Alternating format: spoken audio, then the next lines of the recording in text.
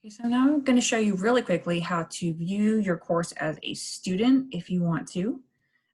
There are a couple of reasons you might want to do this, and it's a very simple thing you can do. Okay, so I'm in my demo course here that I created, and maybe there's a reason why I want to keep back some of these materials in my lesson. We're doing synchronous learning, and I don't want students to get confused and just start clicking all over the place. I only want them to look at this first step. Okay, so if that's the case, I can go over to what I want to keep back. In this case, I'm keeping back a reading check. I don't want them to see that when they log into the course. So I go over here to the right and I click on the cog and choose unpublish. Okay, and so that is visible to me still, kind of grayed out, but invisible to students at that point.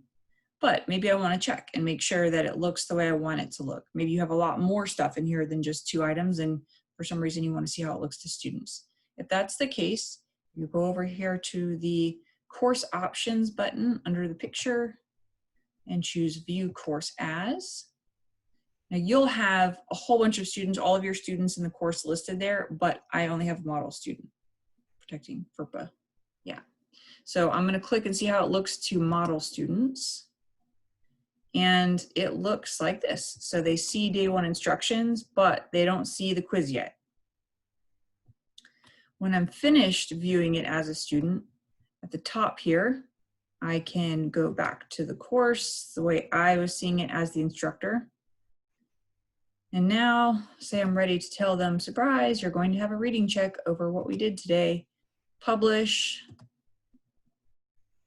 And then maybe I want to see what this quiz looks like to my students. That's really probably more of the feature that you're going to want to use, is to see what the quiz looks like to students. So course options, view course as, model student, and now model student can see that reading check. So if they click on the reading check, this is how they see it. Now I see that I have not enabled my quiz. I might not have known that or realized that if I hadn't viewed it as a student.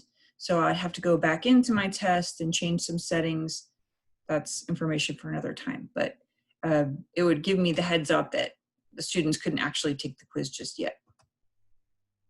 So you may or may not ever use this feature of Schoology. It's kind of one of more of those nitty-gritty things, but I wanted to show it to you. It's a simple thing to do, and every once in a while it's a nice way to kind of just check and make sure that things look the way that you want them to look for students.